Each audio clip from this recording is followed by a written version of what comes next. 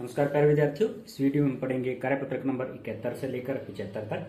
प्यारे विद्यार्थियों, हमने कार्यपत्रक नंबर 70 तक सभी वीडियो अपने चैनल में डाल रखे हैं। आप चैनल की प्लेलिस्ट में जाकर वो सारे वीडियो देख सकते हैं। आपको हिंदी की कार्यपुस्तिका के साथ साथ अंग्रेजी और गणित की भी कार्यपुस्तिका करवाई जा रही है। आप चैनल की प्लेलिस्ट में जाकर वो उनके भी सारे वीडियो देख सकते हैं। सबसे पहले कार्यपत्रक नंबर 71, इसमें दक्षता है गद्यांश पद्यांश को पढ़कर समझ के साथ उत्तर दे पाना। इसमें दिया है निम्नलिखित अनुच्छेद को पढ़कर दिए गए प्रश्नों के उत्तर दीजिए। शिमला के मार रोड पर जनरल पोस्ट ऑफिस है। उसी पोस्ट ऑफिस के एक कमरे में डाक छांटने का काम चल रहा है। धूप का बजा लेते हुए 2 पैकर्स और 3 महिला डाकिया फटाफट डाक छांटने का काम कर रहे हैं। पिन कोड का पत्र पहुंचाने में खास महत्व होता है। पत्र में शहर के नाम के बाद लिखे पिन अंक को पिन कोड कहते हैं। पिन कोड 6 अंक का होता है। पुराने समय में कबूतरों के द्वारा संदेश भेजे जाते थे। जब संचार और परिवहन के साधन कम थे, हरकारे पैदल ही आम आदमी तक चिट्ठी पहुंचाने का काम करते थे। आज संदेश भेजने के नए नए साधन उपलब्ध हो गए हैं। डाक पहुंचाने में हवाई जहाज, पानी के जहाज और जाने कौन कौन से साधन इस्तेमाल किए जा रहे हैं। अब लोग नई तकनीकों जैसे ईमेल आदि से जुड़ गए हैं। अपनी बात कोई भी व्यक्ति तुरंत दुनिया के किसी भी कोने तक पहुंचा सकता है। अब पढ़ेंगे प्रश्नोत्तर। इसमें दिया है पत्र में पिन कोड कितने अंक का होता है, तो 6 अंक का। आज हम संचार के कौन कौन से साधनों का प्रयोग करते हैं, लिखिए। तो टेलीफोन, मोबाइल फोन, दूरदर्शन, समाचार पत्र। नंबर 3 है दिए गए शब्दों के अर्थ लिखिए। छांटना, अलग करना, गुनगुनी, सुहावनी, परिवहन, यातायात, हरकारे, डाकिया, तकनीकी, प्राविधिक, ईमेल, इलेक्ट्रॉनिक मेल। नंबर 4 है बॉक्स में दिए गए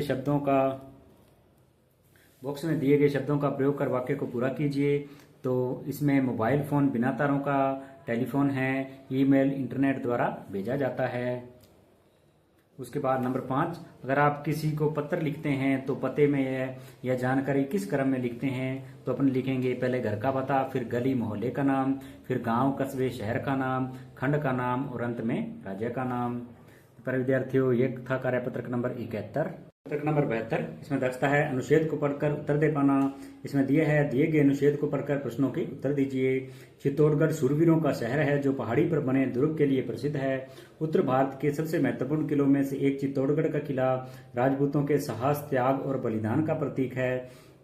चित्तौड़गढ़ का यह किला राजपूतों की वीरता तथा नारी की अद्वितीय साहस की ढेर सारी कहानियों का गवाह है। चित्तौड़गढ़ मेवाड़ की राजधानी थी। चित्तौड़गढ़ के दुर्ग को विश्व विरासत स्थल घोषित किया गया है। इसे सभी दुर्गों का सिरमौर भी कहा जाता है। यह किला बेड़च नदी के किनारे बना है। दुनिया भर के लोग यहाँ के किले को देखने के लिए आते हैं।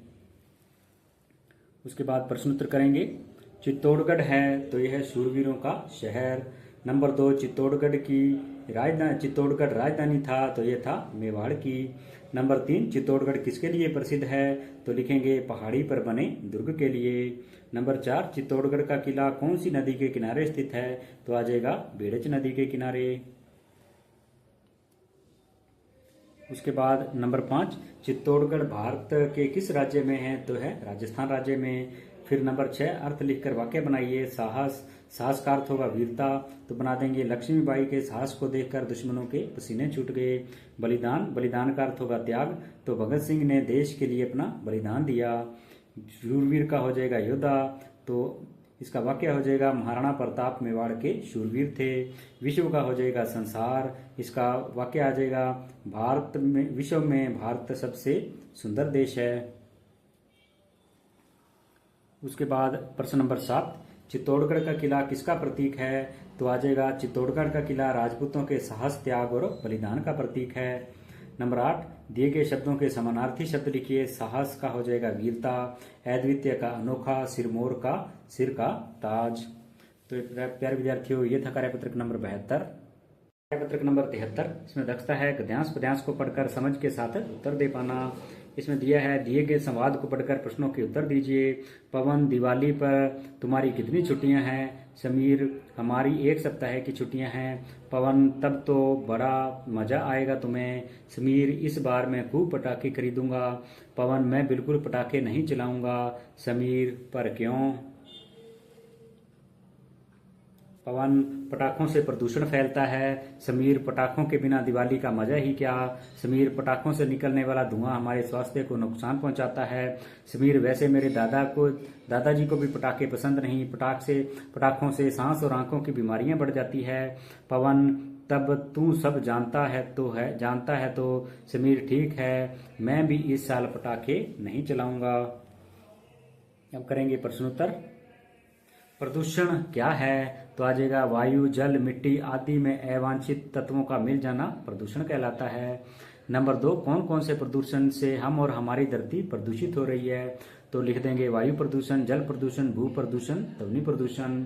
नंबर 3, हम प्रदूषण को कैसे रोक सकते हैं? तो लिखेंगे सभी लोगों को जागरूक कर इसके दुष्प्रभावों के बारे में बताकर। उसके बाद प्रश्न नंबर 4, पटाखे बड़े बूढ़े और बीमार लोगों को कैसे प्रभावित करते हैं? तो आ जाएगा पटाखों से सांस लेने में दिक्कत आती है तथा इनकी आवाज से ध्वनि प्रदूषण होता है। नंबर 5, आप सब दिवाली कैसे मनाते हैं? तो लिखेंगे हम दिवाली पर नए नए कपड़े खरीदते हैं, सबको मिठाइयाँ खिलाते हैं, लक्ष्मी और गणेश जी की पूजा करते हैं। तो प्यारे विद्यार्थियों, ये था कार्यपत्रक नंबर 73। कार्यपत्रक नंबर 74, इसमें दक्षता है गद्यांश पद्यांश को पढ़कर समझ के साथ उत्तर दे पाना। इसमें दिया है निम्नलिखित पद्यांश को पढ़कर दिए गए प्रश्नों के उत्तर दीजिए। सच हम नहीं, सच तुम नहीं, सच है महज संघर्ष ही। ऐसा करो जिससे नए प्राणों में कहीं जड़ता रहे। जो भी जहां चुपचाप अपने आप से लड़ता रहे। जो भी परिस्थितियां मिले, कांटे चुभे कलियां खिले, हारे नहीं इंसान, है संदेश जीवन का यही। सच हम नहीं, सच तुम नहीं। उसके बाद प्रश्नोत्तर करेंगे। कवि ने जीवन का सच्चा सच किसे कहा है? तो जीवन में संघर्ष करना ही सच्चा सच है। नंबर 2, चुपचाप अपने आप से लड़ने का क्या मतलब है? तो आ जाएगा अर्थात जब भी कभी जड़ता आए तो उससे लड़कर अपने आप को चेतन बनाना चाहिए। नंबर 3, कांटे और कलियां किसका प्रतीक है? तो आ जाएगा दुख और सुख के प्रतीक। नंबर 4, कवि क्या संदेश देना चाहता है? तो आ जाएगा जीवन एक संघर्ष है जिसे दुख और सुख में परिस्थितियों का सामना कर आराम से जीना चाहिए। उसके बाद नंबर 5, हार सच शब्दों का विलोम शब्द लिखिए। हार का हो जाएगा जीत और सच का झूठ। नंबर 6, ता प्रत्यय लगाकर कोई 4 नए शब्द बनाइए। तो आ जाएंगे मानवता, दीर्घता, लघुता, वीरता। प्यारे विद्यार्थियों, ये था कार्यपत्रक नंबर 74। कार्यपत्रक नंबर 75, इसमें दक्षता है गद्यांश पद्यांश को पढ़कर समझ के साथ उत्तर दे पाना। तो इसमें दिया है निम्नलिखित गद्यांश को पढ़कर दिए गए प्रश्नों के उत्तर दीजिए। भारत एक महान देश है। उत्तर दिशा में हिमालय पर्वत भारत की ऊंचाई प्रकट करता है। इससे निकलने वाली गंगा, यमुना आदि नदियां भारत भूमि को जलदान करती है। खेती सोना उगलती है। वन, उपवन और उद्यान फूल, फल और लताओं से लहरा जाते हैं। हिमालय की घाटियों में जड़ी बूटी होती है जो हमारे रोग दूर करने के काम आती है। भारत की भांति हिमालय विशाल है, अटल है, अमर है। हिमालय भारत का एक पर्वत नहीं, समय भारत है। हम सब उसके ऋणी हैं। अब करेंगे प्रश्नोत्तर। उपयुक्त गद्यांश का उचित शीर्षक दीजिए। तो आ जाएगा हिमालय पर्वत का महत्व। नंबर 2, हिमालय पर्वत से निकलने वाली नदियां कौन सी है? तो आ जाएगा गंगा, यमुना आदि। नंबर 3, जलदान की तरह निम्न 3 शब्दों को भी बनाइए। जलदान, जल का दान करना। अन्नदान, अन्न का दान करना। भूमिदान, भूमि का दान करना। नेत्रदान, नेत्र का दान करना। नंबर 4, हिमालय शब्द का संधि विच्छेद है। तो आ जाएगा हिम प्लस आलय। उसके बाद नंबर 5, हिमालय पर्वत की कोई 3 विशेषताएं लिखिए। तो लिख देंगे हिमालय से नदियां निकलती है। हिमालय की घाटियों में जड़ी बूटियां होती है। हिमालय पर्वत विशाल, अमर और अटल है। नंबर 6, हिमालय पर्वत की महानता को किसके गौरव का प्रतीक माना जाता है? तो लिख देंगे भारत के गौरव का।